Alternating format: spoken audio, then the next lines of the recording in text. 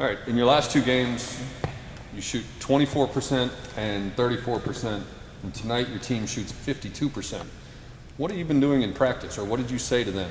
Or was it simply a matter of getting better looks against the defense? Where did that shooting increase come from? It's funny because actually one of our goals was to score 70 points plus. Because if you look at our last couple of games, we haven't scored out of the 40s.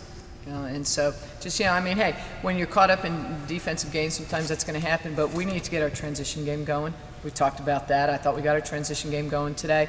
I thought we talked about not taking contested shots, trying to get layups, look for open shots. And, I thought we came out more aggressively today. And I thought when Kristen Askew came in, hit those 2 threes, I thought that was a huge boost for us.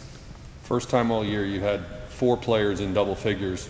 Was it by design to start trying to spread out the scoring more rather than relying on, your top couple of shooters? No, it wasn't by design. It was because we were in foul trouble. Now we had to spread out the minutes a little bit more. Now we got Sam got in quick foul trouble. Kristen Hernandez, Akil the second half was in foul trouble, and the way they really called the game tight today on both teams, and that's why we got in such early foul trouble. But it was good for us to spread out the minutes because hopefully we'll be a little bit fresher for tomorrow's game against Fresno, and most importantly, we got 41 points from our bench today. And that's a stat that'll stick out to a coach. Last game, I believe, I know we were in single digits, and that makes a huge difference when you have your bench coming in and putting the ball in the hole. You hold Cal State Fullerton to 38.7% shooting. You still had only 2 of your 5 opponents so far have cracked 30%. Are you at the point yet where you can say you're a pretty good defensive team rather than the shots weren't falling for the other guys?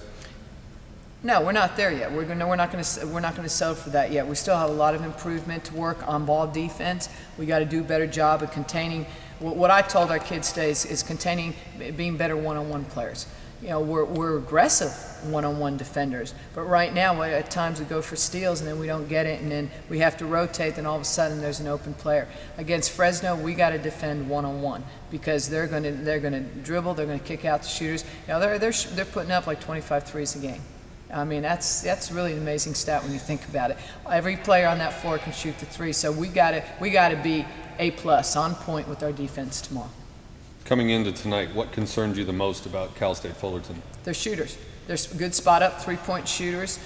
You saw that in the first half. They knocked down a number of threes, and we're gonna face even a better 3-point shooting team tomorrow. But Cal State, they were very confident. They were 3-0.